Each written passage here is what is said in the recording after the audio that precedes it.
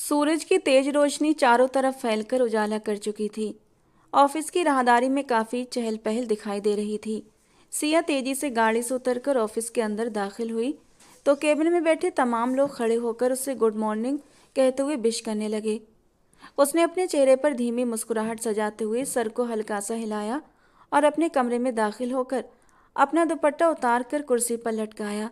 तेजी से एसी के आगे खड़ी होकर अपने बाल खोलकर गर्मी को कम करने की कोशिश की। उसे लग रहा था जैसे सूरज भी आज अपनी बीवी से लड़कर निकला हो। उसने जल्दी जल्दी अपने बाल क्लेचर में समेटे और कुर्सी खींचकर बैठते हुए फाइल खोली। आज उसे 2-3 मीटिंग्स को ज्वाइन करना था। सुरेश मामा आज किसी काम के सिलसिले में शहर से बाहर थे, इसीलिए उसे आज के पूरे दिन का शेड्यूल खुद ही हैंडल करना था। जल्दी जल्दी फाइल निकालकर उसने कुछ ज़रूरी पॉइंट नोट किए और अपनी सेक्रेटरी को कॉल लगाई। सोनम, तुम फ़ौरन अंदर आओ और सारा शेड्यूल फाइनल करके मुझे दे दो। थोड़ी देर के बाद ही उसके दरवाजे पर दस्तक हुई। उसने निगाह उठाकर देखा तो सामने सोनम खड़ी थी। मैं आई कम इन मैम? हाँ हाँ, जल्दी से आओ। अब अभी इजाज़त लेने की क्या ज़रूरत है? वो काफ़ी हद तक जल्दबाजी में दिखाई दे रही थी। सोनम कुर्सी खींचकर बैठ गई और उसकी सारी बातें ध्यान से सुनने लगी, लेकिन जब पेपर पेन लेकर काम न किया तो उसे हैरत हुई। क्या हुआ सोनम? यहाँ वक्त कम है और तुम सुस्ती दिखा रही हो, कोई बात है क्या? सिया ने उसकी आंखों में झांका। मैम, एक्चुअली मैं आपके पास आने ही वाली थी। बाहर कोई ओल्ड अंकल बैठे हैं, बार बार आपका नाम ले रहे हैं, आपसे मिलना चाहते हैं। सिया एकदम से चौंकी। Old man? कौन ओल्ड मैन? क्या वो पहले कभी यहाँ आए हैं? सवाल सुनकर सोनम ने सर ना में हिलाया। तो कोई नाम तो बताया होगा ना? ये तुमने या फिर तुमने पूछना भी जरूरी न समझा? सोनम ने एक नज़र सिया को देखा। वो कह रहे थे कि आपके फादर हैं। ये सुनकर सिया की आंखें हैरत से फैल गईं। उसके होंठ आपस में भिज गए। क्या नाम बताया उन्होंने? सिया के शब्दों की सख्ती देखकर सोनम ने मुश्किल से थूक निकला। मैम, उन्होंने बताया कि उनका नाम आकाश मेहरा है और कहा कि मैं सिया का बाप हूँ। ये सुनकर सिया ने गहरा सांस लिया, कुर्सी से टेक लगाकर छत की ओर देखा, जैसे अपने अंदर उबलते हुए गुस्से को कम करने की कोशिश कर रही हो। ओके ठीक है। वो एकदम से सीधी हुई। तुम बाहर जाओ, मैं खुद देख लूँगी। सोनम ने सर हिलाया और तेजी से बाहर निकल गई। सिया कमरे में टहलने लगी। अब आप क्यों आए हैं? उसने खुद से कहा। क्या ज़रूरत थी यहाँ पर आने की? उसका बस नहीं चल रहा था कि पूरे ऑफिस को तहस नहस करके रख दे। वो एक झटके से कुर्सी पर बैठी और तेजी से सोनम को दोबारा से कॉल लगाई। सोनम, उनसे कह दो कि सिया मैडम बहुत बिजी हैं, वो आपसे नहीं मिल सकती। इससे पहले कि वो फ़ोन बंद करती, स्पीकर से सोनम की आवाज़ आई। मैम, वो तो आपके ही कमरे की तरफ आ रहे हैं। ये सुनकर सिया ने गुस्से से फ़ोन रखा था और दरवाजे की ओर नज़रें उठाईं कि तभी कोई दरवाज़ा खोलकर अंदर दाखिल हुआ। आप यहाँ क्यों आए हैं? सिया ने एकदम से कुर्सी से खड़े होकर सीने पर बाजू लपेटते हुए उन्हें अफसोस भरी निगाहों से देखते हुए पूछा। मैं तुम्हारा बाप हूँ सिया, तुमसे मिलने आया हूँ, तुम्हें देखना चाहता हूँ। सिया ने ये सुनकर रुख फेर लिया। आप अच्छी तरह जानते हैं कि मुझे आपसे मिलने में कोई दिलचस्पी नहीं है, फिर क्यों आ जाते हैं आप यहाँ मुझसे मिलने? मुझे बिल्कुल भी अच्छा नहीं लगा आपका यहाँ आना। सिया के गले में आंसुओं का गोला अटक गया। पर क्यों? मैं तो तुम्हारा बाप हूँ और तुमसे कुछ ज़रूरी बात करने आया हूँ। उन्होंने इस कदर उदासी से कहा कि सिया उन्हें देख कर रह गई। ओके फाइन, कीजिए बात। क्या बात करना चाहते हैं? मेरे पास बिल्कुल भी वक्त नहीं है, सिर्फ 10 मिनट है आपके पास। उसने ठहर ठहर कर उनकी तरफ देखे बगैर कहा। तो वो उसे देख कर रह गए। इतनी बड़ी हो गई हो कि अपने बाप से मिलने के लिए भी तुम्हारे पास वक्त नहीं? सिया ने कुछ न कहा, बस सर झटक कर कुर्सी पर बैठी और उन्हें भी बैठने का इशारा किया। कहिए, आपके 10 मिनट शुरू हो चुके हैं। सिया का सख्त अंदाज सुनकर उनकी आंखों में दुख की एक लहर उभरी और फिर गायब हो गई। मैं चाहता हूँ तुम विदाई के लिए हाँ कर दो। व्हाट? वो एक झटके से अपनी जगह से खड़ी हो गई। आप जानते भी हैं आप क्या कह रहे हैं? उसने गहरी सांस भरकर अपने आप को काबू किया। मैं तलाक चाहती हूँ। ये सुनकर उसके बाप ने बेख्तियार अपने सीने पर हाथ रखा था। इस उम्र में तुम अपने बूढ़े बाप को इतना दुख दोगी? सिया ने तंज से मुस्कुराकर उन्हें देखा। बूढ़ा बाप और दुख? आपके सहारे के लिए आपकी दूसरी बीवी है ना? जहाँ तक मेरी फिक्र करने की बात है तो मेरा आपसे कोई रिश्ता नहीं। मेरी माँ मेरा सब कुछ है और मैं उन्हीं की बात मानने की पाबंद हूँ। मेरा कल भी एक ही जवाब था और आज भी एक ही जवाब है कि मैं विदाई के लिए हामी नहीं भरूंगी। और बचपन में की गई शादी की कोई हैसियत नहीं होती। मेरी तरफ से तलाक के कागजात भिजवा दीजिएगा, मैं साइन कर दूंगी, बात खत्म हो जाएगी। सिया तुम? उसकी बेदर्दी पर उनके मुंह से अचानक से निकला था। ये मत भूले मिस्टर आकाश मेहरा कि आपने हमें बहुत पहले बेमौल समझकर अपनी जिंदगी से निकाल दिया था।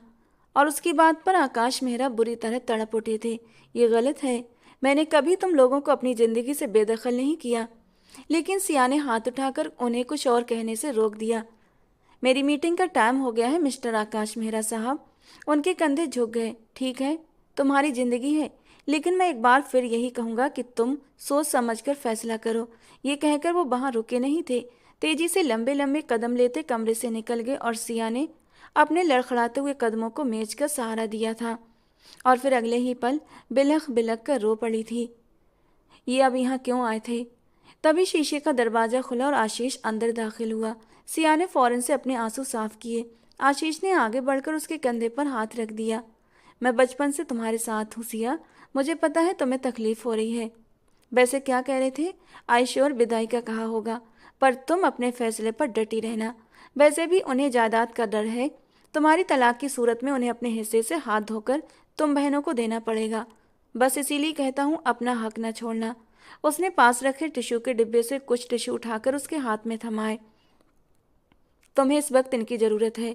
वो मुस्कुराया तो सिया भी सर झटक कर मुस्कुरा दी। थैंक यू, तुम हमेशा उस वक्त मेरे पास होते हो जब मैं अकेला महसूस करती हूँ। ये सुनकर आशीष के चेहरे पर भरपूर मुस्कुराहट उभरी थी। चलें, अब मीटिंग का टाइम हो गया है। सिया ने सर हिलाया और फिर वो दोनों आगे पीछे कमरे से निकल गए थे।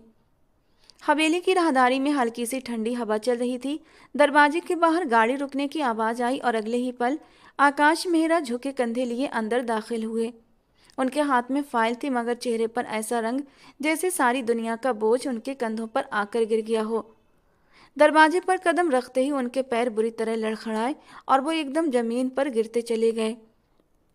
अंकल जी, क्या हुआ आपको? सिद्धार्थ दौड़कर उनके पास आया था। वो एक हफ्ते पहले ही विदेश से पढ़कर लौटा था। क्या हुआ अंकल? सांस लीजिए। पानी लाऊं? जबकि आकाश जी ने कांपते होठों से बस इतना कहा। सिया? क्या हुआ सिया को? सिद्धार्थ के दिल की धड़कन एक पल को रुक गई। आकाश जी की आंखों में नमी तैरने लगी। वो तलाक चाहती है बेटा। ये शब्द जैसे बिजली बनकर गिरे थे। एक पल के लिए पूरी हवा शांत हो गई और सिद्धार्थ का हाथ बहुत ढीला पड़ गया था। क्या कहा आपने? वो तलाक चाहती है? हाँ, कहती है कि अब साथ नहीं रहना चाहती। उनके होंठों पर कपकपी थी। ऐसा हो ही नहीं सकता। मैं मरते दम तक ऐसा नहीं होने दूंगा। मैं उसे मनाऊंगा, समझाऊंगा। वो मेरी जिंदगी है। तलाक तो सिर्फ शब्द है, मगर मेरा दिल तो अभी भी उसके नाम पर धड़कता है। बेटा, कभी कभी दिल की धड़कन भी फैसलों को रोक नहीं सकती, चाहे कुछ भी हो जाए। नहीं अंकल जी, ये रिश्ता ख़त्म नहीं हो सकता। मैं ये मान लूँगा कि वो मुझसे नाराज़ है, मगर ये नहीं मान सकता कि वो मेरी नहीं रही। एक पल में फैसला हो गया था। उसकी आंखों में वो जुनून था जो हार नहीं मानता है। सब कुछ इतना अच्छा और अजीब लग रहा है ना? पीहू ने अपने साथ चलती अमाया से कहा तो वो बस उसे देख कर रह गई। ये सब कुछ अच्छा और अजीब एक साथ कैसे लगता है, जरा मुझे तो बताओ। अमाया वहीं गार्डन में बने बेंच पर बैठ गई। यूनिवर्सिटी में आज काफ़ी भीड़ थी। रंग बिरंगे ड्रेस में लड़के लड़कियां ऐसे लग रहे थे कि रंग और खुशबू का सैलाब आ गया हो। आज फ्रेशर्स का पहला दिन था। यूनिवर्सिटी की आबादी में अचानक इतनी बढ़ोतरी कैसे हो गई? मैंने कभी सोचा न था। पीहू की बात पर अमाया ने सर पकड़ लिया। हम भी तो नए हैं, हमने भी तो यहाँ भीड़ बनाई है ना। तभी सामने से नैना और काजल आती हुई दिखाई दी। नैना ने तो आते साथ ही एक धमाका किया था। यार, तुम यहाँ बैठी हो और वहाँ सब लड़कियों की रैगिंग हो रही है। चलो आओ देखते हैं। ये सुनकर अमाया ने आईब्रो उठाकर उसे देखा। पागल हो क्या? हम भी रगड़े जाएंगे बीच में। लेकिन तब तक काजल नैना उसका हाथ पकड़कर वहाँ से ले गई थी। जहाँ लड़कियों की भीड़ लगी थी वहाँ पहुँची। तुम चारों लड़कियाँ भी नई हो ना? इधर आओ। उनसे सीनियर लड़की ने उन चारों को एक साथ बुलाया तो वो एक दूसरे का मुंह देखने लगी। अरे इधर आओ, ऐसे क्या देख रही हो? ये सुनकर काजल फौरन से आगे बढ़ी और अपने साथ अमाया को भी खींचा था। देखो गर्ल्स, यूनिवर्सिटी के गेट से जो लड़का सबसे पहले अंदर दाखिल होगा उसे तुम चारों में से किसी एक को पटाना होगा। हम तुम चारों के नाम की कुछ पर्चियां निकालेंगे और जिसका नाम निकलेगा उसे ये कारनामा करना होगा। ये सुनकर अमाया वहां से जाने लगी तो उस सीनियर लड़की ने उसका हाथ पकड़कर रोक लिया अब तो मैं आग में कूद पड़ी हूँ, तो अब तो जाना मुमकिन ही नहीं। वो हंसी तो अमाया बहुत ज़्यादा घबरा गई। उसने काजल को खा जाने वाली निगाहों से देखा था। यार कितना डरती हो तुम, जितना डरोगी उतना ही तुम्हारा नाम आएगा, काजल ने उससे कहा। उस सीनियर लड़की ने पेपर पर उन चारों का नाम लिखकर पर्चियां बनाई और हवा में उछालकर एक पर्ची उठाई। उनमें लिखा नाम पढ़ा और जब उसे पुकारा तो अमाया की आंखें बड़ी बड़ी हो गईं। नहीं, मैं ये काम नहीं कर सकती, मैं पढ़ने आई हूँ। ये सुनकर वो सारी लड़कियां जोर जोर से हंसने लगीं। तो अमाया को अपनी इंसल्ट का एहसास हुआ। ठीक है, मैं तैयार हूँ, पर करना क्या होगा? अमाया के पूछने पर उस लड़की ने यूनिवर्सिटी के गेट की तरफ इशारा किया। उस गेट से जो भी लड़का आएगा तुम्हें उसे अपनी मोहब्बत के जाल में फंसाना होगा। ये सुनकर अमाया का दिल जोर से धड़क उठा। क्या मोहब्बत? नहीं नहीं, ये मैं नहीं कर सकती। वो उठकर जाने लगी। तो ठीक है, फिर पूरी यूनिवर्सिटी में कल तुम्हारी तस्वीर के साथ डरपोक के पोस्टर लग जाएंगे। ये तुम्हें स्वीकार है? उसकी बात पर अमाया वहीं की वहीं खड़ी रह गई और फिर उसने काजल की तरफ यूं देखा जैसे उसे कच्चा खा जाएगी। बदतमीज, तुमने ही मुझे फंसाया है। अमाया ने दांत किचकिचाए और तभी यूनिवर्सिटी के गेट से एक हैंडसम सा ऊंचे लंबे कद का लड़का, जो शक्ल से काफी मासूम दिखाई दे रहा था, जिसके चेहरे पर एटीट्यूड नाम की कोई चीज न थी, अंदर दाखिल हुआ। तो वहां मौजूद लड़कियों ने शोर मचाना शुरू कर दिया था। उनके शोर से घबराकर अमाया ने अपने कानों पर हाथ रखे और जैसे ही सामने की तरफ नजर दौड़ाई तो अपनी जगह थम सी गई। शौर्य, ये यहाँ क्या कर रहा है? हे भगवान जी, ये मेरे साथ क्या हो गया? उसने अपना सर दोनों हाथों से पीट लिया। क्या तुम इस लड़के को जानती हो? सीनियर ने पूछा तो उसने जल्दी से सर ना में हिलाया। नहीं, मैं इसे नहीं जानती। लेकिन सच तो ये था कि अमाया उसे अच्छे से जानती थी। वो शौर्य था, उसके पापा के दोस्त का बेटा। फैमिली रिलेशन पहले काफ़ी अच्छे थे, लेकिन कुछ दिनों से फैमिली रिलेशन बिगड़ गए थे और आना जाना बंद हो गया था। वो अपना दिल महसूस कर रह गई। अब यहाँ खड़ी खड़ी शक्ल क्या देख रही हो? जाओ उसे जाकर अच्छा सा वेलकम करो। सीनियर लड़कियों के साथ उसकी अपनी तीनों सहेलियों ने भी उसे धक्का देकर आगे बढ़ाया तो उसका दिल चाहा कि वो यहाँ से भाग जाए। डरते हुए उसने मुश्किल से अपना थूक निगला और आगे की ओर कदम बढ़ाए थे। वो अपने दोस्तों से बातें करता हुआ आगे बढ़ रहा था। अमाया ने एक नज़र पीहू को देखा तो पीहू ने उसे आंखों ही आंखों में तसल्ली दी थी। एक्सक्यूज मी, वो बोली तो सबसे पहले मुड़ने वाला शौर्य ही था। शौर्य ने उसे नहीं पहचाना था, पहचानता भी कैसे? वो काफ़ी समय से एक दूसरे से मिले तक नहीं थे। वो, मुझे लगता है कि आपका वॉलेट गिर गया। उसने नीचे गिरे वॉलेट की तरफ इशारा किया तो शौर्य कुछ पल कदम आगे आया और झुककर वॉलेट को देखा। वॉलेट गिरा जरूर है, पर ये मेरा नहीं है। वैसे थैंक यू बताने के लिए, शौर्य ने मुस्कुराकर कहा तो अमाया का कॉन्फिडेंस थोड़ा सा बड़ा था। वो उसके कदम के साथ कदम मिलाकर धीरे धीरे चलने लगी। अच्छा, मुझे लगा आपका है। खैर, आपने कौन से डिपार्टमेंट में एडमिशन लिया है? शौर्य ने मुस्कुराकर उसे देखा था। मेरा नाम शौर्य है और मैं यहाँ की साइंस डिपार्टमेंट का स्टूडेंट हूँ। ये सुनकर अमाया मुस्कुराई। घुन्ना, किस कदर हंस हंस कर बातें कर रहा है, जैसे मैं इसे और इसके खानदान की असलियत को नहीं जानती हूँ। अमाया मुंह में बड़बड़ाई। कुछ कहा आपने? शौर्य ने उसकी बड़बड़ाहट की आवाज़ सुनकर पूछा तो उसने हंसते हुए नाम में सर हिलाया। नहीं नहीं, दरअसल मैं तो सोच रही हूँ आप यहाँ नए हैं और मैं भी नई हूँ, इसीलिए रैगिंग से बचने के लिए एक दूसरे की मदद कर देते हैं, एक दूसरे का डिपार्टमेंट ढूंढने में। अमाया ने कुछ इस तरह से कहा कि शौर्य ने सीने पर बाजू लपेटकर उसे देखा था। अच्छा, और आपका डिपार्टमेंट? शौर्य ने सवाल किया तो अमाया को एहसास हुआ कि उसने गलत शुरुआत की है। मैं आर्ट डिपार्टमेंट की हूँ, उसने मुश्किल से कहा। तो शौर्य हंसने लगा। वो तो ठीक है मैडम, लेकिन आप तो आर्ट्स की हैं, तो पहले तो हमें डिसाइड करना पड़ेगा कि कौन से डिपार्टमेंट में जाना है। अमाया ने दिल ही दिल में खुद पर लानत भेजी थी। असल में मुझे आर्ट डिपार्टमेंट तक छोड़ दें, वही मेरा डिपार्टमेंट है। मुझे मालूम नहीं है ना, मुझे डर भी लग रहा है। उसने मासूमियत का रिकॉर्ड तोड़ दिया था। बात तो शुरू कर दी थी, लेकिन अब उसका अंत कैसे करे समझ नहीं आ रहा था। उधर पीहू, काजल, नैना और दूसरी सीनियर्स लड़कियां हंस हंस कर लोटपोट हो रही थीं।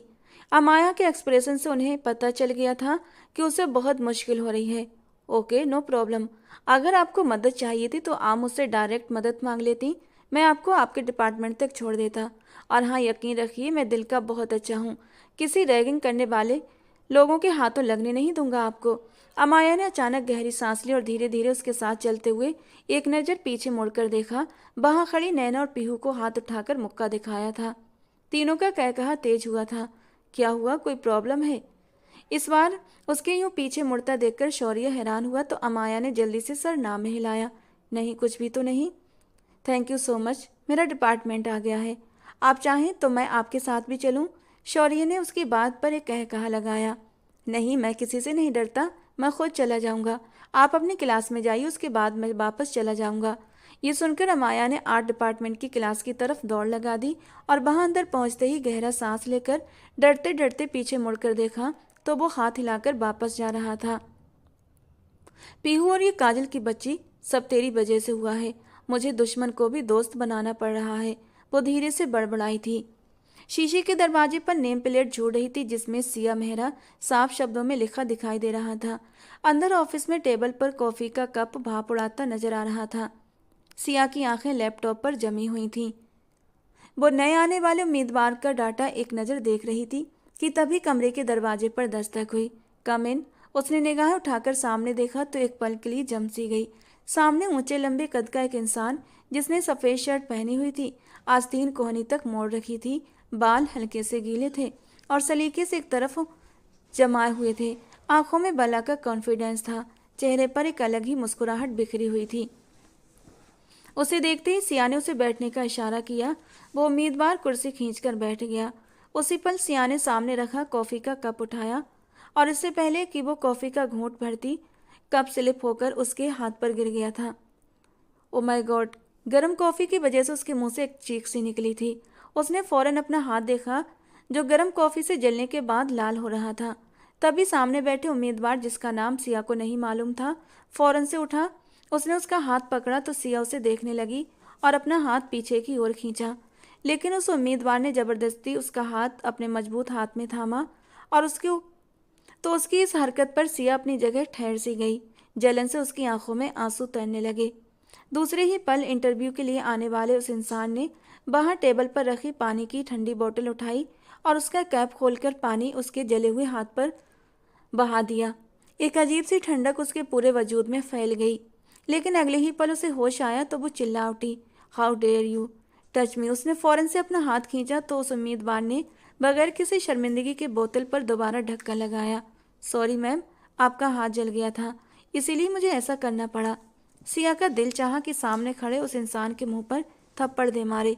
ये मेरा प्रॉब्लम था, आपका नहीं, ओके? उसने कंधे उचका दिए। उम्मीद है ठंडा पानी डालने से आराम आया होगा आपको। वैसे मेरा नाम सुमित खुराना है। ये सुनकर सिया ने उसे गुस्से से घूर कर देखा था। मिस्टर सुमित खुराना, अपनी हद में रहें। आपको कोई ज़रूरत नहीं थी मेरा हाथ पकड़ने की। आप यहाँ जॉब करने आए हैं, नर्सिंग ड्यूटी निभाने नहीं। ये सुनकर वो धीमे से मुस्कुराया और कुर्सी की बैक से टेक लगा ली। ओके डन, इंटरव्यू शुरू करते हैं। मैंने तो बस हमदर्दी की थी। सिया ने सनग्लासेस उठाकर अपने चेहरे पर सजाए। सिया ने कुछ ज़रूरी सवाल किए जिसका जवाब उसने बड़े ही कॉन्फिडेंस से दिया था। सिया के दिमाग में तो उसका वो मंजर कैद हो गया था जब उसने ज़बरदस्ती उसका हाथ पूरे हक से थाम कर उस पर पानी डाला था।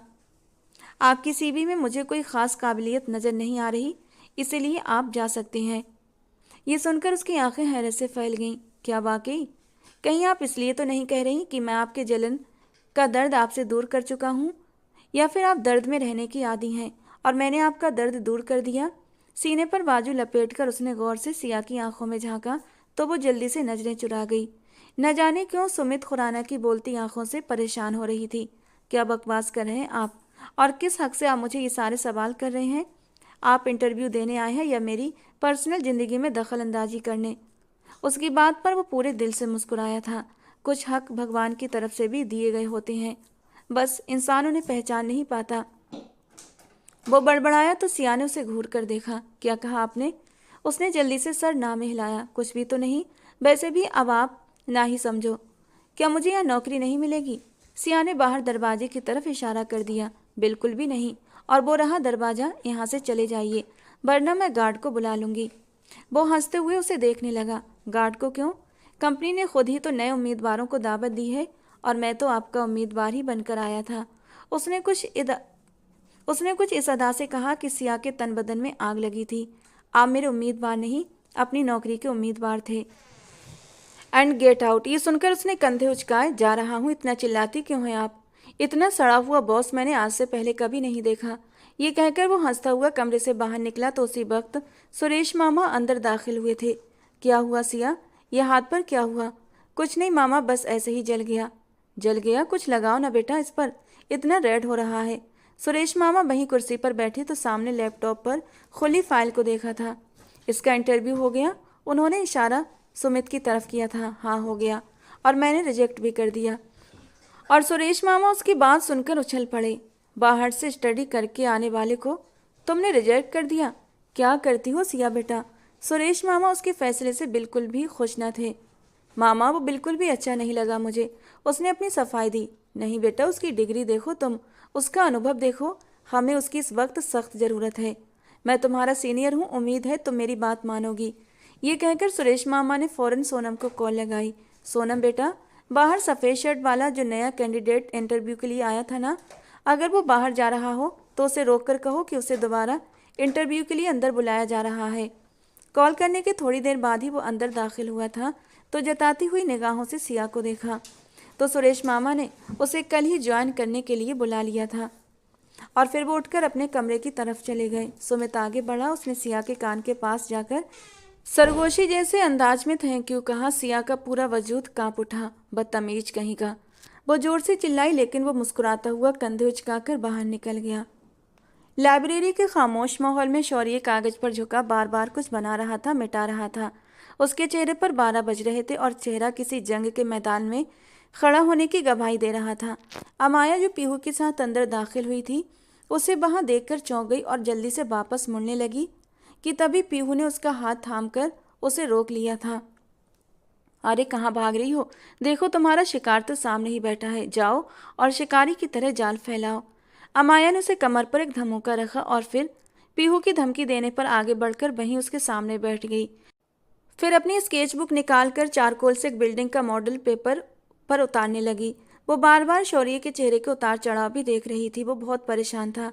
एक पल के लिए अमाया का दिल नरम सा पड़ा। हेलो, कैसे हैं आप? जानी पहचानी आवाज पर शौर्य ने चौंक कर सर उठाकर उसे देखा और फिर धीरे से मुस्कुराया, लेकिन उसकी मुस्कुराहट में वो कशिश नहीं थी जो पहले दिन थी। लगता है आप परेशान हैं कुछ, अमाया ने बात की शुरुआत की। हाँ बिल्कुल।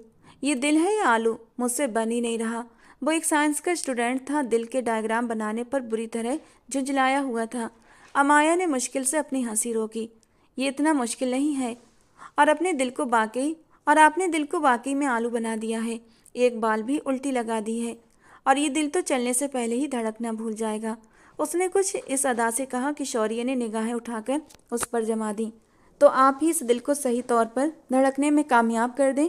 शौर्य की बात सुनकर अमाया ने हंसते हुए उसके हाथ से कागज लिया और फिर 5 मिनट के अंदर अंदर उसने शौर्य के बनाए हुए बिगड़े दिल को ठीक कर दिया। अरे वाह, ये तो बहुत अच्छा बन गया। हम साइंस वालों पर तो ये जुल्म है, ये काम तो आर्ट्स वालों को ही देना चाहिए। उसने अमाया को थैंक्स बोला तो वो मुस्कुरा दी। अच्छा ये बताओ, अब इसके नीचे क्या लिखूं? आपका नाम? तो अमाया ने सर नाम में हिलाया। नहीं, आप अपना ही नाम लिख दो। अच्छा, मेहनत तो आपने की है। शौर्य की बात पर वो धीमे से मुस्कुराई। कोई बात नहीं, दोस्ती में ये सब तो चलता है। शौर्य एक पल के लिए उसे देखता रह गया। तो क्या हम दोस्त बन गए? अब अमाया की नज़र पीहू पर पड़ी, जिसने आंख दबाकर उसे शाबाशी दी थी। दोस्ती है तभी तो मैंने आपको डायग्राम बनाकर दिया है। शौर्य उसकी जवाब पर हैरान हुआ था। आप इतना सीरियस ना हो, मैं तो बस मजाक कर रहा था। अच्छा तो फिर आज से दोस्त। उसने हाथ आगे बढ़ाया तो अमाया ने उसके बढ़े हुए हाथ को देखकर फौरन अपने दिल पर हाथ रखकर सर झुकाया था। दोस्त, ये सुनकर वो हंस पड़ा। उसकी नज़र में अमाया की इज्जत और भी बढ़ गई थी। वैसे दोस्ती एक शर्त पर है। अमाया के कहने पर उसकी मुस्कुराहट में ढलते होंठ एक पल के लिए सिमट गए। अच्छा, वो कौन सी शर्त है? उसने अमाया की आंखों में आंखें डालकर पूछा। दूसरी बार दिल आप खुद बनाएंगे। ये सुनकर वो मुस्कुराया। और अगर मुझसे वो फिर बिगड़ गया तो? अमाया ने निगाहें झुका लीं। तो वो भी मैं ठीक कर दूंगी। बिगड़े दिल को ठीक करना मुझे अच्छी तरह आता है। अपनी बात पर वो खुद ही हंस पड़ी थी और उसके साथ शौर्य का कहा भी शामिल हो गया था। लाइब्रेरी में पहले सूरज की रोशनी फैलकर उजाले को कई गुना बढ़ा गई थी। सिया ने बिजनेस पार्टी के लिए तैयारी पूरी करके खुद को एक नज़र आईने में देखा तो मुस्कुराई थी।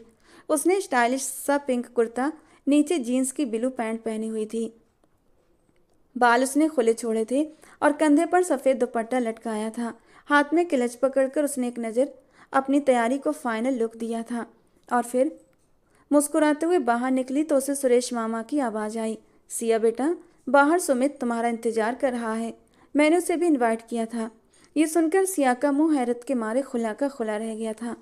मामा, ये आप क्या कह रहे हैं? अब वो एटीट्यूड वाला बंदा, वो मुझे हर वक्त अपना एटीट्यूड दिखाएगा। ये सुनकर सुरेश मामा मुस्कुराए और प्यार से उसके सर पर हाथ रखा। बेटा, उसका एटीट्यूड बर्दाश्त कर लेना। उसके पास नॉलेज बहुत है और अपने एक्सपीरियंस से तुम्हें फ़ायदा देगा। बिजनेस में आसानी होगी। ये सुनकर उसने बुरा सा मुंह बनाया। क्या मामा, आशीष को भेज देते ना। आशीष कहाँ है? उसके साथ मैं ईजी फील नहीं करूँगी। ये सुनकर सुरेश मामा ने उसका हौसला बढ़ाया था। बेटा, बिजनेस के लिए ये सब करना पड़ता है और वो ऐसा इंसान नहीं है, मैं उसे जानता हूँ, बहुत अच्छा इंसान है। आया कहीं का अच्छा इंसान, माय फुट। सिया ने गुस्से से कहकर बाहर की ओर कदम बढ़ाए तो वो गाड़ी में ड्राइविंग सीट पर बैठा, जैसे उसी का इंतजार। वो बाहर आई तो सुमित के शीशे पर उंगलियों से दस्तक दी। उसने शीशा नीचे करके उसे एक नज़र देखा और बस देखता रह गया। हल्के फुल्के मेकअप में खुले बालों में वो बेहद प्यारी लग रही थी और सीधा उसके दिल में उतर रही थी। किससे पूछकर यहाँ बैठे हो? पीछे बैठो। ये सुनकर सुमित धीमे से मुस्कुराया। आपके मामा ने मुझे यहाँ बिठाया है। अच्छा, लेकिन अब मैं तुम्हारी बॉस हूँ और तुमसे कह रही हूँ पीछे जाकर बैठो। मैं ड्राइविंग खुद करूँगी। सुमित ने उसके सामने हाथ जोड़ दिए। भगवान के लिए, मुझे अपनी ज़िंदगी बहुत प्यारी है, इसीलिए आप पीछे बैठ जाइए।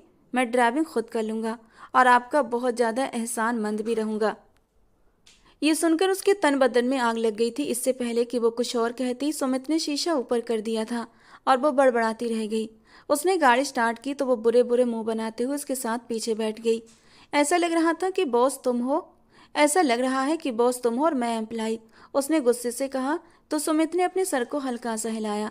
ऐसा ही है, बस आपको मालूम नहीं है। वो बड़बड़ाया तो सिया का दिल चाहा कि वो अपने हाथ में पकड़ा क्लच उसके सर पर दे मारे। ये क्या हर वक्त बड़बड़ाते रहते हो? उसने गाड़ी के शीशे के पार नजर आने वाले मंजर पर निगाहें जमा दी। जिसका आप जैसा बॉस हो वो बड़बड़ाता ही रहेगा। दिमागी मरीज तो बना देती हैं आप चीख चीख कर। ये सुनकर सिया ने गहरी सांस भरकर अपने गुस्से को काबू रखने की कोशिश की। बहुत फालतू बोलते हो तुम। ड्राइविंग पर नजर रखो, फिक्र न करें। उसके सुकून भरे अंदाज पर वो जल भुन गई थी, लेकिन मजबूरी थी।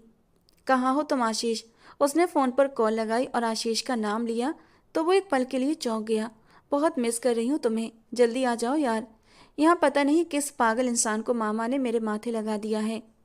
उसकी बात सुनकर उसने एक झटके से गाड़ी रोकी और पीछे मुड़कर देखा। सिया ने अपनी आईब्रो उठाकर उसकी ओर सवालिया निगाहों से देखा था। क्या हुआ? गाड़ी क्यों रोक दी? आशीष का फ़ोन अब कट चुका था। बातें कम करे, मुझे डिस्टर्बेंस हो रही है। उसके चेहरे पर पहली बार संजीदगी देखकर वो चौंक गई थी। Are you okay? वो उसे ठीक नहीं लगा था। सुमित ने बेख्तियार अपने सीने को मसला था। नहीं, मैं ठीक नहीं हूँ। ये सुनकर सिया ने फ़ौरन उसे अपनी पानी की बोतल निकाल कर उसकी तरफ बढ़ाई। सुमित ने बोतल उसके हाथ से लेकर कुछ घूंट पिए। ये आशीष कौन है? सिया ने खुशदिली से बताया कि मेरे मामा के दोस्त का बेटा है और बहुत जल्द हम दोनों शादी करेंगे। एकदम उसके गले में पानी का फंदा लगा था और फिर काफ़ी देर तक वो खांसता रहा। सिया एकदम से परेशान हो गई थी। खांसते खांसते उसकी आंखों से आंसू आ गए थे। आंखों में दौड़ते लाल डोरों में कई गुना इजाफा हुआ था। आप ठीक है ना? अगर ठीक नहीं है तो हम वापस चलते हैं। सुमित ने कोई जवाब न दिया और रुख फेर कर तेज रफ्तार से रफ ड्राइविंग करते हुए गाड़ी होटल के सामने रोकी, जहां एक बिजनेस पार्टी रखी गई थी और उसे पूछे बगैर, उसे अपने साथ लिए बगैर वो तेजी से अंदर की तरफ बढ़ गया था। बदतमीज, मेरे साथ है और ऐसे जा रहा है जैसे अकेला आया हो। वो बड़बड़ाती हुई आगे बढ़ी। सुमित ने पीछे मुड़कर देखा तो वो धीरे से चलते हुए अंदर दाखिल हुई थी। वो शायद पहली बार किसी बिजनेस मीटिंग में शामिल होने जा रही थी, इसीलिए काफ़ी नर्वस सी दिखाई देने लगी थी। इससे पहले सुमित उसके पास जाता अचानक से सिया का पिंक शर्ट पास रखे मेज के नुकीले हिस्से से टकराया और एक चरकी आवाज़ के साथ उसकी शर्ट कमर के पास से फट गई थी। सिया को एहसास हुआ कि कुछ तो गड़बड़ है। इससे पहले कि वो कुछ देखती या समझती, सुमित तेजी से आगे बढ़ा और उसकी कमर में हाथ डालकर उसे खुद से बेहद करीब कर लिया। यहाँ तक कि उसकी कमर छुप गई और उसका मजाक बनने से बच गया। ये क्या कर रहे हो जाहिल इंसान, एम्प्लाई हो एम्प्लाई बनकर रहो, दूर हटो मुझसे। लेकिन वो मुस्कुराया और उसके कानों के करीब झुका था। अब यह हाथ जिंदगी भर आपकी कमर से नहीं हटेगा मैडम। उसकी आंखों में आंखें डालकर उसने इस कदर खूबसूरत अंदाज में कहा कि सिया की आंखें हैरत से फैल गईं। क्या बकवास कर रहे हो, दूर हटो, वरना मैं तुम पर हैरेसगी का केस कर दूंगी। तुम अपने बॉस को हरेस कर रहे हो। ये सुनकर वो जोर से हंस पड़ा था और उसकी कमर पर हाथ का दबाव और भी बढ़ाया था और उसे खुद से बेहद करीब कर लिया, यहाँ तक कि उसकी सांसें सिया को अपनी गर्दन पर महसूस होने लगीं। उसने बेख्तियार पलकें झुकाई थीं और उसके सीने पर हाथ रखकर उसे दूर धकेलने की कोशिश की थी। ये कोशिश बेकार जाएगी और मुझ पर कोई भी केस बन नहीं सकता। सिया को उसकी बात सुनकर बेहद गुस्सा आया और उसकी आंखों में बेपनाह आंसू छलकने लगे और फिर वो रो पड़ी। अरे अरे रो मत, ये आंसू बेकार मत करो, क्योंकि अगर मैं यहाँ से हटा ना तो आपकी ये लचकदार दूधिया कमर को देखकर यहाँ कई जवान दिल हार बैठेंगे। ये सुनकर वो आंखें फाड़े से देखती रही कि क्या मतलब है तुम्हारा। मतलब ये है कि आपकी शर्ट फट गई है और आपकी कमर दिख रही है। आपको बचाने के लिए ही बस इस वक्त आपको सहारा दिए हुए हूँ। आप कहती हैं तो मैं हट जाता हूँ। ये कहकर वो जैसे ही पीछे हटने लगा तो सिया की आंखों में डर फैल गया। उसने उसकी शर्ट को मुट्ठियों में भींचकर खुद से बेहद करीब किया था। नहीं नहीं, प्लीज ऐसा मत करें। उसकी आंखों से आंसू निकले तो सुमित ने रुख फेर लिया। इट्स ओके, अब बस मेरी बात मानती जाएं और मेरे साथ साथ चलिए। वो उसके साथ चिपक कर आगे बढ़ने लगी। चेंजिंग रूम ढूंढना पड़ेगा। उसने आसपास देखा तो चेंजिंग रूम कोने में नजर आया। खामोशी से चलती रहें, चेहरे पर मुस्कुराहट रखें, आंखों में नमी देखकर सब गलत सोचेंगे। ये सुनना था कि सिया ने अपने कांपते हुए हाथ उसकी कमर पर रखे थे। उसकी छुअन पर वो धीरे से मुस्कुराया था। ये हुई ना बात। अब लग रहा है वाकई हम कपल हैं। लेकिन लोगों को नहीं पता कि मजबूरी की खातिर इंसान कुछ भी कर सकता है। वो बराबर उसके कान में सरगोशी करके उसका हौसला बढ़ा रहा था या फिर खून जला रहा था। सिया को ये बात समझ नहीं आ सकी। वाह नाइस कपल यार, पास से गुजरते जोड़े ने उन्हें देखकर कहा तो सिया की निगाहें शर्म से झुक गईं। ये बिजनेस पार्टी भी क्या दिन दिखा रही थी। सुमित के जिस्म से उठती महक सिया के होश उड़ा रही थी और सिया के बदन का नरम गरम स्पर्श सुमित के दिल को बेकाबू कर रहा था। चेंजिंग रूम में पहुंचते ही उसने दरवाजा बंद किया तो सिया उससे एक झटके से अलग हुई थी और फौरन से अपना दुपट्टा फैलाकर अपनी कमर को छुपाने लगी। अब आप यहाँ से जाएं, खड़े क्या हैं, बाहर जाइए, वो चिल्लाई तो सुमित ने कंधे उचका दिए। ठीक है, मैं बाहर चला जाता हूँ, लेकिन क्या आप यहाँ सुई धागा लेकर इसे सीने बैठेंगी? दुपट्टा भी आपका नेट का है। सीने पर बाजू लपेटकर उसने सर से लेकर पैर तक सिया को देखा था। उसे अपनी रीढ़ की हड्डी में सनसनाहट सी दौड़ती महसूस हुई। ये तो मैंने सोचा ही नहीं था। वो एकदम से रोने वाली हो गई और फिर अगले ही पल रोने भी लगी। तभी वो आगे आया और अगले ही पल अपना कोट उसके कंधों पर रखा। कमर अभी भी दिख रही थी, जिसे सिया ने अपने हाथों से छुपाने की कोशिश की। 1 मिनट, उसने फौरन उसे अपनी शर्ट के बटन खोलने शुरू कर दिए और शर्ट उतारने लगा तो सिया की आंखें फटी की फटी रह गईं। ये क्या कर रहे हैं, ऐसा कुछ मत करें। वो एकदम से रोने लगी तो सुमित ने एकदम से उसे कंधों से थामकर रिलैक्स किया था। रिलैक्स, मैं आपको अपना आउटफिट दे रहा हूँ, बाहर आप कैसे जाएंगे? कुछ तो अकल से काम ले, वो चिल्लाया तो सिया को होश आया। अब वो काफ़ी रिलैक्स हो गई थी, लेकिन उसका नंगा चौड़ा सीना देखकर वो रुख फेर गई। उसने अपना शर्ट सिया की तरफ बढ़ाया तो अगले ही पल वो उसे थामकर अंदर की ओर बढ़ गई और थोड़ी देर के बाद वापस निकली तो उसे देखकर हंस पड़ी। अब इस तरह आप शर्टलेस बाहर जाएंगे? सिया ने नासमझी से उसकी ओर देखकर कहा था। तो क्या करूं? वो शर्ट उसे काफ़ी ढीली और खुली हुई थी, लेकिन फिर भी उस पर काफ़ी अच्छी लग रही थी। सुमित अब तक गहरी निगाहों से उसे देख रहा था। सब ठीक है, अब आप बाहर जा सकती हैं। वो जैसे ही जाने के लिए मुड़ी तो उसे कुछ याद आया। और आप क्या ऐसे ही बनियान में पार्टी में घूमेंगे? ये सुनकर सुमित का कहा गूंजा। ऑफ कोर्स, ये मेरा नया फैशन है, मैं ऐसे ही घूम लूँगा। कहते उसने अपना कोट बनियान के ऊपर ही पहन लिया था। कोई बात नहीं, मैं गाड़ी में जाकर बैठ जाता हूँ। वैसे आप इस वक्त बहुत अट्रैक्टिव लग रही हैं। सुमित की भरपूर निगाहें उसके बदन के आर पार घूमने लगी थीं। तो वो झट से बाहर निकलकर दौड़ पड़ी। पीछे से सुमित की हंसी सुनाई दी। वो रूम से बाहर निकला तो सिया उसे आशीष के साथ नजर आई। अच्छी लग रही हो इस आउटफिट में। आशीष उसकी तारीफ कर रहा था। Thank you to Sumit Khurana, Siya ने झुरझुरी लेकर कहा। ये कौन है अब? उसने हैरत से पूछा। हमारा नया एम्प्लॉय। सिया ने उसकी तलाश में इधर उधर नजरें दौड़ाई, लेकिन वो दूर से उन दोनों को हंसते हुए और बातें करते हुए देख रहा था। उसके दिल में तो एक आग सी जल रही थी और वो आग उसके पूरे वजूद को अपने लपेटे में लेने लगी थी। गुस्से में आकर उसने वहीं मेज पर जोर से अपना हाथ मारा था। कांच उसके हाथ में घुस गया था और खून बहने लगा। वो तेजी से वापस पलटकर पार्टी से जा चुका था। दिल टुकड़े टुकड़े होकर बिखर गया था।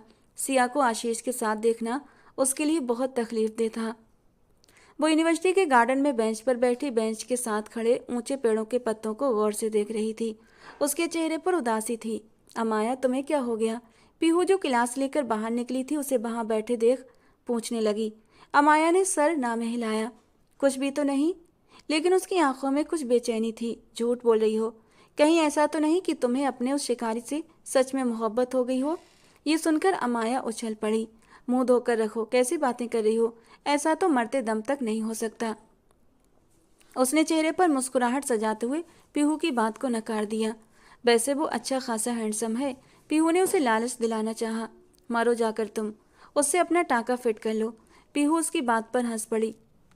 अच्छा चलो, बस आने वाली होगी, मैं चलती हूँ। पीहू ने तभी उसे हाथ से पकड़कर रोक लिया। तुमने बताया नहीं, तुम उदास क्यों हो? ये सुनकर उसकी आंखों में आंसू तरने लगे। सिया की वजह से बहुत उदास हूँ। उसकी जिंदगी का फैसला ही नहीं हो पा रहा। 5 साल से ज्यादा होने को है, वो ऐसे ही लटक गई है। बचपन की शादी उसके गले में फंस गई है। मम्मा कहती हैं तलाक चाहिए और वो भी तलाक चाहती है, लेकिन सामने वाला तलाक देने पर राजी नहीं। क्या सारी जिंदगी ऐसे ही चलता रहेगा? उसकी बात पर पीहू ने अफसोस से सर हिलाया। तो तुम्हारी बहन अदालत से तलाक क्यों नहीं ले लेती? ये सुनकर अमाया ने सर हिलाया। अब वही सोच रही हैं, लेकिन तलाक के लिए भी अदालतों के धक्के खाने पड़ेंगे। आशीष भाई उनके साथ हैं, वो उन्हें अपनाने के लिए भी तैयार हैं। बस तुम भगवान से प्रार्थना करो। घर में रोज रोज की ये बहस सुनकर मुझे अजीब सा लगता है। पापा ने दूसरी शादी कर ली, हमें पूछा तक नहीं, घर से निकाल दिया। पीहू ने अमाया के कंधे पर हाथ रखा। फिक्र न करो, सब ठीक हो जाएगा। उसने सर झटका और आगे की तरफ कदम बढ़ा दिए। उसकी बहन आने वाली थी। यूनिवर्सिटी के गेट से बाहर निकली तो वो अपने दोस्तों के साथ उनसे गपशप करता दिखाई दिया। वो बाइक से उतरकर थोड़ा आगे ही बढ़ा था कि दूर से आती तेज रफ्तार बस उसे दिखाई न दी। वो बातें करते हुए हाथ मिलाकर वहीं रुक गया। अमाया ने फटी फटी निगाहों से ये मंजर देखा। वो तेजी से दौड़कर उसकी तरफ गई और उसका हाथ पकड़कर खींचा तो वो दोनों एक दूसरे के ऊपर गिर पड़े। अमाया की एक चीख निकली थी और शौर्य के भी होश उड़ गए थे। वो धीरे से उस पर से हटा तो अमाया ने अपना दुपट्टा ठीक किया। सारे लोग जमा हो गए थे। आप ठीक तो है ना? अमाया ने हाँ में सर हिलाया। शौर्य ने गहरी नजरों से देखा। आप ठीक हैं? अमाया ने भी उससे पूछा। उसकी कोहनी और हाथ छिल गए थे। मैं ठीक हूँ। अगर आप मुझे न बचाती तो शायद कुछ भी ठीक न रहता। आज मेरा आखिरी दिन होता। वो हल्का सा मुस्कुराया। अपना ध्यान रखें। आपका ध्यान कहाँ था? सड़क पर आप खड़े होकर बातें कर रहे हैं। भगवान ने बहुत बड़े हादसे से बचा लिया। वो उसे डांटने लगी तो शौर्य को उसके अंदाज में न जाने क्यों मोहब्बत की झलक दिखाई दी थी। अच्छा, और अगर ध्यान न रखूं तो? उसने एक साथ चलते हुए सवाल किया तो अमाया ने झटके से उसकी तरफ देखा। आपकी मर्जी है, आपकी अपनी जिंदगी है। ये कहकर वो आगे बढ़ गई और शौर्य के चेहरे पर एक खूबसूरत सी मुस्कुराहट बिखर गई। अमाया उर्फ अमू। उसने धीरे से ये नाम दोहराया और फिर सर झटक कर अपने कपड़े झाड़कर बाईं तरफ बढ़ गया। आज उस पर ही एक खुलासा हुआ कि अमाया उससे मोहब्बत करती है, और सबसे बड़ा खुलासा तो ये था कि वो खुद भी अमाया से मोहब्बत कर बैठा था। रात गहरी हो चुकी थी। सारे एम्प्लॉय जा चुके थे, मगर वो अभी तक फाइलों में गुम बैठी थी। बाहर हवा के झोंके शीशों से टकरा रहे थे। वो लैपटॉप से फ्री हुई तभी लाइट भी चली गई। पूरा कमरा अंधेरे में डूब गया। एक पल के लिए वो डरकर उठ बैठी। दिल की धड़कन तेज हो गई थी। हेल्प, कोई है बाहर? उसने घबराहट में आवाज दी, मगर कोई जवाब न मिला कि तभी दरवाजे पर चरचराहट हुई और दरवाजे के कोने से एक फ्लैश लाइट अंदर आई। वो एकदम पीछे हटती है। कौन है? उसने कांपती आवाज में पूछा। रोशनी के पीछे से सुमित का चेहरा दिखाई दिया। वो बिल्कुल खामोश था। दरवाजा धड़ से बंद हुआ तो सिया की आंखों में डर दौड़ गया, क्योंकि सुमित की आंखों में कुछ अजीब सा भाव था। आगे मत आना। वो तेजी से मेज के पास आई और पास रखा पेपर वेट उठा लिया, मगर वो खामोशी से आगे बढ़ता गया। उसके चेहरे पर अजीब सी खामोशी थी, जो किसी तूफान से आने की पहले की होती है। मैं कहती हूँ चले जाओ यहाँ से, वो चिल्लाई, लेकिन वो उसके बेहद करीब पहुँच गया। अंधेरे में उसकी सांस बंद होने लगी। वो पीछे हटती गई, यहाँ तक कि उसकी कमर दीवार से जा लगी। वो उसके बिल्कुल सामने आकर रुका, लेकिन उसकी नजरें उसके चेहरे पर नहीं, टेबल के नीचे गिरी फाइल पर थीं। उसने वो फाइल उठाई और धीरे से उसके कान के करीब झुका। उसकी गर्म सांसें सिया की जान निकालने के लिए काफी थीं। सिया ने डर से आंखें बंद कर लीं। मैं अपनी इज्जत को यूं रुस्वा नहीं किया करता। शब्द थे या कोई जादू, वो ठहर सी गई। सुमित सीधा हुआ, रोशनी बंद की और दरवाजे की तरफ बढ़ गया, और वो जैसे पत्थर की बन गई हो। पेपर वेट वाला हाथ धीरे से नीचे गिरा, लेकिन उसके दिल में वही जुमला घूमता रहा, अपनी इज्जत को मैं यूं रुस्वा नहीं किया करता। आखिर यह है कौन? वो वहीं कुर्सी पर बैठ गई, मेज पर सर झुका लिया, आंखों से आंसू निकले थे। आज से पहले ऐसी बेबसी कभी महसूस नहीं हुई थी। अमाया यूनिवर्सिटी के गेट के अंदर दाखिल हुई तो धूप की नरम किरणें उसके चेहरे पर पड़ रही थीं। सामने लॉन में उसकी दोस्त पहले से खड़ी इंतजार कर रही थी। कहाँ रह गई थी? पीहू ने मुस्कुराकर कहा। हाँ भाई बताओ तो सही, तुम्हारा ये पटाना मिशन कहाँ तक पहुंचा? काजल ने भी आंख दबाकर छेड़ा तो अमाया के होंठों पर एक अजीब सी मुस्कुराहट आई। चलो खुद देख लो। उसने बालों की लट कान के पीछे डाली और कदम आगे बढ़ा दिए। उसकी दोस्तों ने हैरत से एक दूसरे को देखा था। ये कुछ ज्यादा ही कॉन्फिडेंस नहीं लग रही आज? पीहू ने काजल की तरफ देखकर कहा। मुझे तो लगता है आज कोई धमाका होने वाला है। काजल को भी हैरानी हो रही थी। वो तीनों धीरे धीरे अमाया के पीछे चलने लगी। कैंपस के पिछले लॉन में हवा हल्की सी चल रही थी। पेड़ों के साए जमीन पर लहरा रहे थे। शौर्य सामने मेज पर ही बैठा था, हाथ में एक किताब थी। अमाया के कदम अचानक से रुक गए। वो शौर्य के नजदीक जाकर खड़ी हो गई और अचानक ही लड़खड़ाकर जमीन पर गिर पड़ी। अमाया! पीहू की चीख हवा में गूंजी। सब दौड़ते हुए उसके पास पहुंचे, तभी सामने से शौर्य तेज कदमों से दौड़ता आया। उसके चेहरे पर फिक्र की लकीरें थीं। वो एक झटके से घुटनों के बल बैठ गया। अमाया आंखें खोलो। उसने हल्के हाथ से उसका सर अपनी गोद में रखा, पानी की बोतल खोली और उसके चेहरे पर छींटे मारे। अमाया प्लीज होश में आओ। उसकी दोस्तों के चेहरे डर से सफेद पड़ गए थे। शौर्य के चेहरे पर भी हवाइयां उड़ी हुई थीं। अमाया ऐसा न करो यार, मैं मर जाऊंगा। कुछ पल गुजरे, अमाया की पलकें खुली। उसे होश में आता देख शौर्य ने उसे गले से लगा लिया। तुम ठीक तो हो ना अमाया? वो एकदम सीधी हुई और झटके से उससे अलग हुई। मैं ठीक हूँ। कुछ पलों के लिए वक्त थम सा गया था। शौर्य के हाथ हवा में रह गए। वो तेजी से पीछे हटा, नजरें चुरा ली। मेरी जान पर बन आई थी, उसने धीरे से कहा, तो जैसे दिल के किसी राज ने पहली बार पर्दा हटाया हो। अमाया ने धीरे से होंठ भींचकर खुद को संभाला, फिर नजर उठाकर अपनी दोस्तों की ओर देखा और शरारत से एक आंख दबा दी। उन सब ने हैरत से एक दूसरे की ओर देखा और फिर हंसी दबाना नामुमकिन हो गया। शौर्य दूर हट गया था। अमाया उनके साथ चली गई। यार ये तो पटाना नहीं, दिल हारना हुआ। हाय बेचारा। वो सब कह लगाकर हंस पड़ी थीं और जब पीछे मुड़कर देखा तो शौर्य वहीं खड़ा उनकी बातें सुन चुका था। क्या ये सच है अमाया? उसकी फंसी फंसी सी आवाज निकली। अमाया की आंखें फैल गईं। मैं कुछ पूछ रहा हूँ, क्या ये सच है कि तुमने मेरे जज्बातों से खेलने की कोशिश की? वो चिल्लाया तो अमाया बोल पड़ी, वो बस एक प्रैंक था। शौर्य ने खाली खाली निगाहों से उसे देखा और फिर चंद कदम पीछे हटकर तेजी से वहां से चला गया। राज खुल चुका था। एक न एक दिन तो खुलना ही था। कंपनी लगातार लॉस में जा रही थी। सुमित ने सिया को फोन पर बात करते सुना था। वो अपने कमरे में थी जब वो अंदर दाखिल हुआ। मिस्टर सुमित खुराना। वो उसे नजरें मिलाने के काबिल नहीं रही थी। जिस दिन से वो लाइट जाने पर उसके कमरे में आया था और उसने उसके बारे में गलत सोच लिया था। उसने अपने दोनों हाथ सीने पर लपेटकर उसे देखा। ये प्रेजेंटेशन हमारी कंपनी के लिए बहुत ज़रूरी है। फॉरेन डेलीगेशन है और ये प्रेजेंटेशन आपको तैयार करनी है। ब्रीफिंग मैं कर दूंगी।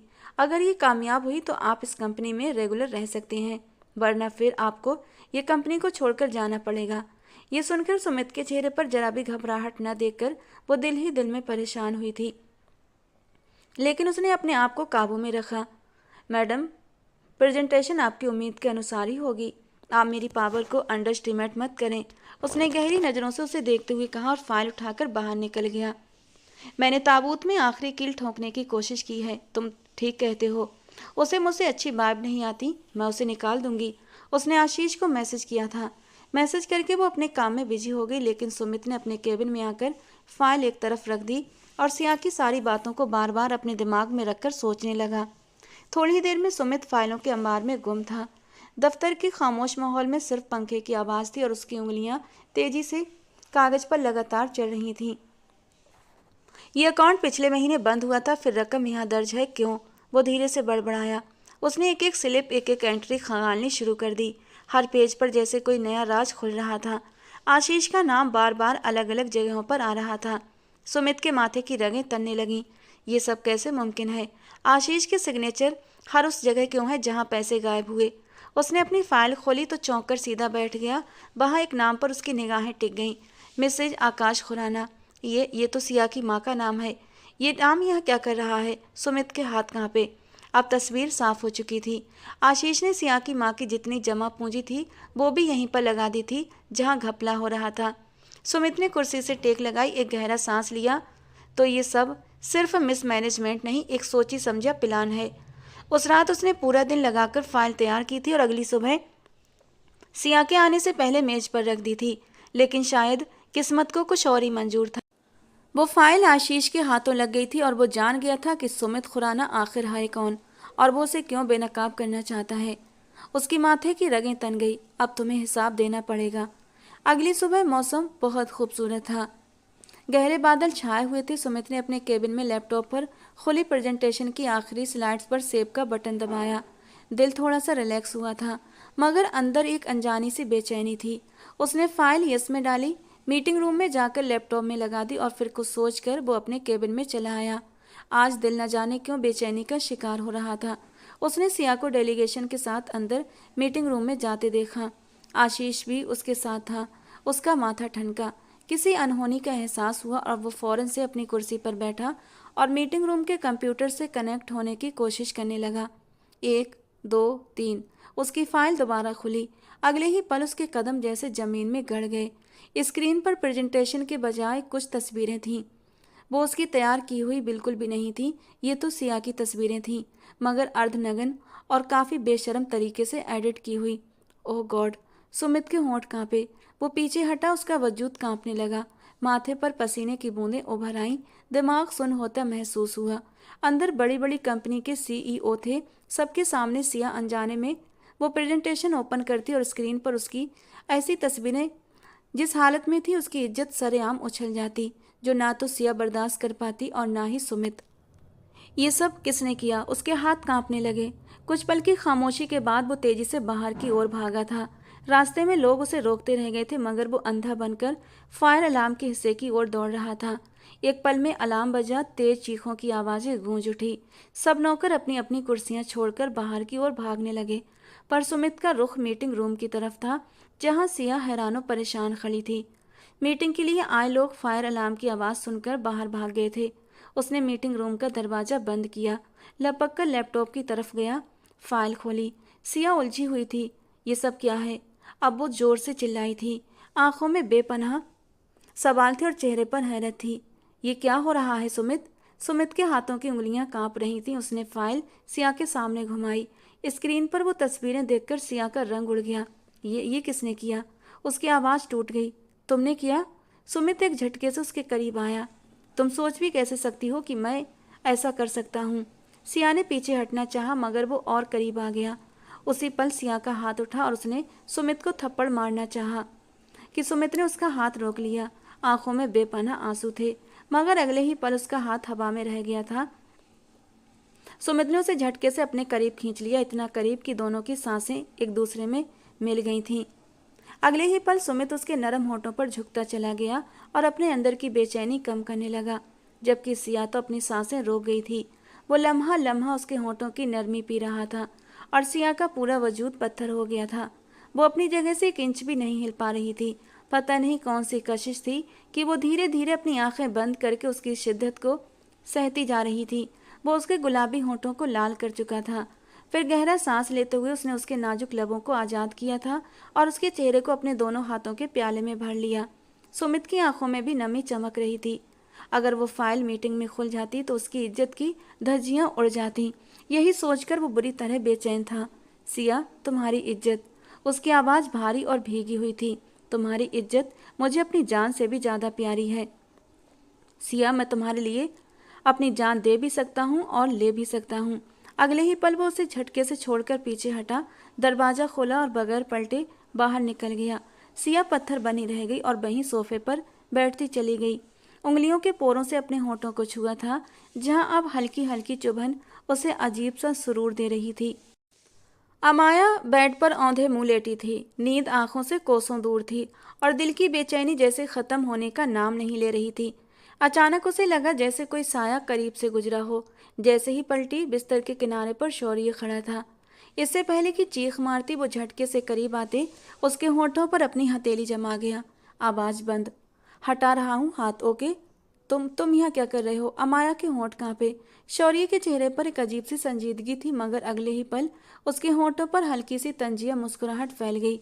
जब से तुमने कहा है कि तुमने मोहब्बत का खेल खेला है, नींद मेरी आंखों से गायब हो गई है अमाया। तो मैंने सोचा क्यों ना तुम्हारी नींदें भी उड़ा दूं। उसके अंदाज में खतरनाक हद तक चमक थी। अमाया का दिल तेजी से धड़कने लगा। वो घबराकर बिस्तर से पीछे हटी। शौर्य प्लीज जाओ, यहाँ से कोई देख लेगा। अमाया उर्फ मेरी छोटी सी दोस्त अमू। तुम्हें क्या लगा मैंने तुम्हें पहचाना नहीं था? और अमाया की आंखें हैरत से फैल गईं। यानी वो जानता था कि वो कौन है? वो 2 कदम और आगे बढ़ा। पहले ये बताओ, मुझसे मोहब्बत करती हो या नहीं, वरना आज अपने जुनून की निशानी तुम्हारे इन गुलाबी लबों पर छोड़ कर जाऊंगा, जिससे कि तुम हमेशा हमेशा के लिए मेरी बनकर रहो। अमाया की सांसें तेज हो गईं। उसके हाथ कांपने लगे। शौर्य तुम होश में तो हो? ये कैसा मजाक है? होश में तो अब आया हूँ, बस तुम्हारे दिल की बात सुननी है। फिर धीरे से उस पर झुका। बोल दो अमाया कि तुम भी मुझसे मोहब्बत करती हो, वरना मैं रोज खिड़की से आकर तुम्हारी नींदें चुरा लूंगा। आज होठों की बारी, कल होठों से नीचे गर्दन की बारी होगी, और उससे नीचे। कहते कहते वो अपने होंठ का कोना दांतों से दबा गया था, जबकि अमाया ने जल्दी से चादर अपने ऊपर खींची थी। बेशरम, शर्म नहीं आती तुम्हें ऐसी बातें करते हुए? हालांकि अमाया के दिल की धड़कन तेज हुई थी और गाल गुलाबी होने लगे थे। ठीक है, नहीं बोलना मत बोलो, लेकिन जिस इरादे से आया हूँ वो इरादा पूरा करके ही जाऊंगा। कहते हुए वो आगे की ओर बढ़ा था और अमाया एकदम डर के मारे बोल पड़ी थी। हाँ हाँ, करती हूँ मोहब्बत तुमसे, बस अब जाओ यहाँ से। शौर्य की आंखें जैसे चमक उठी थी। वो पीछे हटा। यही तो सुनना चाहता था मैं, तुम्हारी आंखों में मोहब्बत साफ लिखी है। अब तो ये राज भी खुल गया कि तुम वही मेरी छोटी सी दोस्त हो जो बचपन में मेरी नाक में दम किए रखती थी, और अब भी मुझे परेशान करने के लिए मेरी जिंदगी में शामिल हो ही गई हो। फिर अब तो रिश्ता पक्का समझो, 2 खानदानों के बीच सब ठीक हो जाएगा। शौर्य ने कहा तो अमाया ने उसके आगे हाथ जोड़ दिए। भगवान के लिए चले जाओ, ये वक्त करने का नहीं है। मगर वो जैसे उसके डर से मजा ले रहा था। वो धीरे धीरे खिड़की के करीब गया। चांदनी में उसका चेहरा चमक रहा था। तुमने आज रात सच बोल दिया अमाया, अब चाहकर भी इनकार नहीं कर सकोगी। और हाँ, अब बेफिक्र रहो, शादी से पहले कुछ भी नहीं करूँगा। पूरे वजूद पर अब शादी की पहली रात ही अपनी मोहब्बत की छाप लगाऊंगा। शरारत से एक आंख दबाता हुआ हल्का सा कहकहा लगाकर खिड़की से नीचे कूद गया था। अमाया कुछ पल वहीं पत्थर बनी बैठी रही, फिर भागकर खिड़की तक पहुंची। बाहर सिर्फ अंधेरा था। उसका दिल जोर जोर से धड़क रहा था। लंगूर कहीं का। वो धीरे से जमीन पर बैठ गई। उसकी बातें याद करते हुए शर्म से गाल दहकने लगे थे। ऑफिस के बाहर आशीष अपनी गाड़ी के पास खड़ा था और फोन कान से लगाए सिया को कॉल करने लगा। सिया, चलो मैं तुम्हें अपना नया ऑफिस दिखाने ले जा रहा हूँ, तुम्हें पसंद आएगा। उसके शब्दों में नरमी थी। ठीक है, मैं अभी आती हूँ। वो अपने कमरे से निकलकर बाहर की ओर बढ़ गई। उधर ऊपर वाली मंजिल पर अपने केबिन की खिड़की से सुमित ये सब देख रहा था।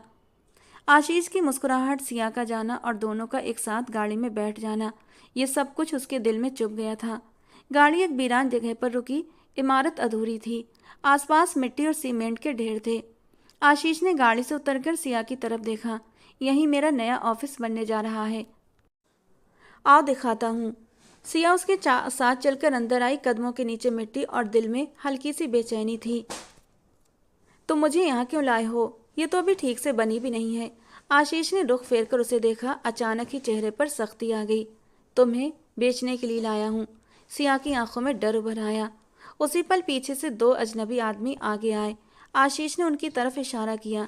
ये हैं वो लोग जो तुम्हें खरीदने आए हैं। सिया के चेहरे का तो रंग उड़ गया था। वो पत्थर बन गई। आशीष, तुम पागल हो गए हो? ये क्या बकवास है? वो गुस्से से चिल्लाई। पैसा चाहिए मुझे सिया, वो भी चीखा। और तुमने सब छीन लिया मुझसे, अब तुम ही कीमत बनोगी। मैं तो तुम्हारी तलाक के सहारे बैठा था। मुझे लगा तलाक होते ही तुम्हारे हिस्से में आने वाली जायदाद से अपने सारे सपने पूरे करूंगा और अपने कारोबार में किए गए घपले को भी छुपा लूंगा। लेकिन नहीं, तुमने अभी तक तलाक के पेपर के लिए सिग्नेचर नहीं किए। मैं इसे क्या समझूं सिया? वो चिल्लाया था। सिया के कदम कांप उठे, वो उसके सामने गिर गई, आंसू बहाने लगी। आशीष, भगवान के लिए मैं तुमसे भीख मांगती हूँ। आशीष ने उसे घसीटने की कोशिश की। अब तुम सिर्फ मेरे लिए एक बोझ हो। सिया उसके हाथ से खुद को छुड़ाने लगी। आशीष ने उसे जोरदार थप्पड़ मारा। वो पीछे हुई और सीधा एक आदमी के कदमों में गिरी। सिया ने चौंक कर सर उठाया। आंसुओं के बीच उसकी आंखों ने जैसे एक पनाह ढूंढी हो। वो लपक कर सुमित के सीने से लगी थी। ऐसा लगा जैसे धूप से निकलकर घनी छांव में आ गई हो। दिल में सुकून उतर गया था। प्लीज मुझे बचा लो, ये मुझे गलत हाथों में देने वाला है। वो हिचकियों से रो रही थी। सुमित के चेहरे पर बर्दाश्त की एक झलक थी। उसकी आंखें गुस्से की वजह से लाल थीं। उसने दोनों हाथों से सिया को अपने सीने में भींच लिया था, जैसे दुनिया की गर्म हवा से भी इस लड़की को बचाकर रखना चाहता हो। ये सब क्या है? तुम इस हद तक गिर सकते हो? सुमित की बात पर आशीष तंजिया हंसी हंसा। ये वो औरत है जिसने सब कुछ बर्बाद कर दिया। मैं जानता हूँ कि तुम कौन हो। तुम्हारे होते हुए भी मेरे साथ घूमती रही। सुमित का बर्दाश्त जवाब दे गया। वो आगे बढ़ा, आशीष को कॉलर से पकड़कर दीवार से लगाया। सिया को हाथ भी लगाया तो हाथ तोड़ दूंगा। आशीष की आंखों में नफरत भड़क उठी। अब तुम हीरो बनोगे? ले जाओ, तुम्हारी हुई। उसने एक जोरदार मुक्का आशीष के मुंह पर मारा तो उसके मुंह से खून बहने लगा। वो हमेशा से मेरी थी और मेरी रहेगी। आशीष को जमीन पर डालकर उसने बेदर्दी से मारना शुरू कर दिया। सिया बुरी तरह रो रही थी। आशीष मुश्किल से अपनी जान बचाकर भागा, गाड़ी में बैठा और धूल उड़ाता हुआ वहां से निकल गया। वो लड़की जो सिया को लेने आए थे, ये सब देखकर वो भी फरार हुए। सिया जमीन पर बैठी थी। सुमित ने झुककर उसे कंधे से थाम कर उठाया और वो उसके सीने से लगकर फूट फूट कर रोने लगी। तुम ठीक हो? सुनो, तुम कौन हो? सिया की जबान पर वो सवाल आ ही गया। मैं? वो मुस्कुराया और सीने पर बाजू लपेट कर उसे देखा। मैं सिद्धार्थ खुराना हूँ, उर्फ सुमित खुराना, तुम्हारा पति, जिससे बचपन से होने वाली शादी को तुम नहीं मानती। सिया अपनी जगह पर जम सी गई। पति? वो होठों ही होठों में बड़बड़ाई। अगले ही पल वो उसकी बाहों में बेहोश हो गई। कमरे में नरम पीली रोशनी थी। बिस्तर पर सिया बैठी थी। चेहरा पीला था मगर आंखों में एक सुकून था। इतने सालों की उलझन के बाद एक अजीब सा ठहराव था। उसके सामने आकाश खुराना बैठे थे, जिनकी निगाहों में मोहब्बत झलक रही थी। मुझे माफ़ कर दें पापा। आकाश खुराना ने लंबी सांस ली, फिर आगे बढ़कर उसका सर अपने कंधे से लगा लिया। बेटा, माँ बाप का आशीर्वाद कभी ख़त्म नहीं होता। वक्त कभी कभी आंखों पर पर्दा डाल देता है। साथ बैठी अनीता जी की आंखों में भी आंसू बहने लगे। बस अब सब भूल जाओ सिया। जो हो गया वो सपना था। अब हकीकत में वापस आ जाओ। हम दोनों भी एक दूसरे को माफ़ कर चुके हैं। हम दोनों ही गलत थे। आकाश ने दूसरी शादी नहीं की थी और मैंने भी आकाश पर भरोसा नहीं किया। ये सिर्फ एक गलतफहमी थी बेटा। सिया ने सर झुका दिया। होंठों पर हल्की मुस्कुराहट बिखर गई। उसी पल दरवाजा खुला। दरवाजे पर सिद्धार्थ खुराना खड़ा था। सफ़ेद शर्ट, संजीदा चेहरा, मगर आंखों में मोहब्बत की नरमी थी, जैसे सदियों की थकान एक पल में उतर गई हो। आकाश जी ने सिद्धार्थ की तरफ देखा। आज मैं अपनी बेटी का हाथ दोबारा तुम्हारे हाथ में देता हूँ। वक्त ने अगर गलतफहमियां पैदा की तो आज हम उन्हें ख़त्म करते हैं और इसी पल घर में तुम दोनों की शादी का ऐलान करता हूँ। अनीता जी की आंखें खुशी से भीग गईं। सिद्धार्थ ने आगे बढ़कर प्यार से उनका हाथ अपने हाथों में थामा। अंकल जी, ये तो मेरे लिए बड़ी ही खुशी और गर्व की बात है कि आप मुझे दोबारा दामाद कह रहे हैं। मैं वादा करता हूँ अब ये रिश्ता कभी टूटने नहीं दूंगा। उसी पल कमरे में शौर्य दाखिल हुआ। चेहरे पर मुस्कुराहट और शरारत थी। उसे देखकर अमाया का दिल धड़का। अरे वाह, इसका मतलब अब खुशी डबल हो गई, क्योंकि मैं भी सोच रहा हूँ कि सिद्धार्थ भाई शादी कर रहे हैं तो मैं भी डबल रिश्तेदारी कर लूँ। सबकी नज़रें उसकी तरफ उठी। शौर्य हंस पड़ा। मैं अपनी होने वाली भाभी की बहन से शादी करूँगा। अमाया के चेहरे पर हैरत और शर्म की लाली दौड़ गई। कमरे में कह कहे गूंजने लगे। आकाश जी मुस्कुराए। चलो इस हवेली में एक नहीं दो खुशियाँ मनाएंगे। सिया ने सर उठाकर सिद्धार्थ को देखा। सिद्धार्थ की निगाहों से नजरें मिली। उसके होंठों पर पहली बार सच्ची मुस्कुराहट थी। हवेली खूब सजाई गई थी। 6 साल के बाद दोबारा खुशियां लौट आई थीं। अमाया और सिया दुल्हन बनी अपने अपने पतियों के सामने बैठी थीं। शौर्य ने तो बहुत जल्दी ही विदाई का शोर मचा दिया तो अमाया की धड़कन में हलचल मच गई। गाल लाल हो गए थे। बहुत बेसब्रा है ये लड़का।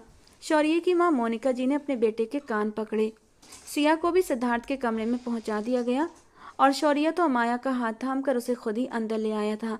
फाइनली मैं तुम्हें पा चुका हूँ। अंदर आता उसने अमाया के माथे पर अपने होंठ रखे थे और उसे अपने सीने में भींच लिया। यार अब जल्दी से बताओ कहाँ से शुरू करूं? वो उसके कान में सरगोशी करते हुए बोला। मतलब? अमाया उसे देखने लगी। मतलब प्यार कहाँ से शुरू करूं? यहाँ से। उसने उसके नरम होठों पर उंगली रखी। या फिर यहाँ से? अब उंगली गालों पर रखी थी। या फिर यहाँ से? अब उसकी गर्दन को अपनी उंगलियों से छू रहा था। या फिर यहाँ से? अगले ही पल वो उसकी नरम धड़कनों पर अपना हाथ ले गया था और अमाया उछलकर उससे दूर हटी थी। तुम बहुत बेशर्म हो शौर्य। शर्म से उसका चेहरा लाल हुआ था। यार ये शर्म वरम की बात मत करो। अब मुझे बिल्कुल भी रहा नहीं जाता। वो बेकरार होता उसे अपनी बाहों में लेता हुआ अपने दहकते होंठ उसकी गर्दन पर रखकर बेतहाशा उसे चूमने लगा था और जल्दी से उसके ब्लाउज की डोरियां खींचता हुआ उसे बेड पर लेकर आया था और अमाया उसकी बेताबियों पर मुस्कुराती शर्माती उसके सीने में दुबक गई थी। सिया दुल्हन बनी कमरे में बैठी सिद्धार्थ का इंतजार कर रही थी। आहट पर देखा तो दरवाजे पर सिद्धार्थ खड़ा था। दोनों की नजरें मिली। सिया की आंखों में आंसू चमके। अगले ही पल वो अपनी जगह से उठी तो सिद्धार्थ ने बाहें फैलाई थीं। वो दौड़कर उसके सीने से जा लगी। सिद्धार्थ ने उसे अपनी मजबूत बाहों में जकड़ लिया। मुझे माफ कर दें, मैं आपको पहचान ही नहीं पाई। और वो आशीष? सिद्धार्थ ने उसकी ठोड़ी ऊपर करके उसके माथे पर होंठ रखे और उसने सिया के होंठों पर उंगली रख दी। सब भूल जाओ। आशीष अपने अंजाम को पहुंच गया है। पुलिस की हिरासत में है। वो बहुत से गैर कानूनी कामों में लिप्त था और तुम्हारे मामा भी सबसे बेखबर थे। और अब बस याद रखो कि तुम्हारा सिद्धार्थ भेष बदलकर सुमित बनकर साय की तरह तुम्हारी हिफाजत करता रहा, क्योंकि मैं तुम्हें कभी खोना नहीं चाहता था। ये कहकर उसने सिया की भीगी आंखों को चूमा था और बेख्तियार उसके गालों को चूम कर होंठों पर झुका तो सिया ने तड़प कर उसके सीने में मुंह छुपा लिया था। सुनो, उस दिन जब सुमित के रूप में तुम्हारे होंठों पर अपनी मोहब्बत की मोहर लगाई थी, दिल तो धड़का था ना तुम्हारा? हाँ धड़का था, लेकिन सुमित के लिए धड़का था, सिद्धार्थ खुराना के लिए नहीं। वो शरारत से अपनी हंसी रोकते हुए अपना रुख फेर गई थी। ठीक है, तो सुमित समझ कर ही अपने आप को मेरे हवाले कर दो।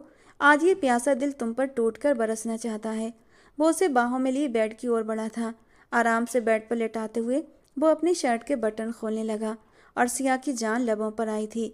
शर्ट उतारकर वो दूर उछाल चुका था और उसकी हैवी बॉडी देखते हुए सिया ने कसकर अपनी आंखें बंद कर ली थीं। इतनी देर में वो उसके ऊपर झुक चुका था।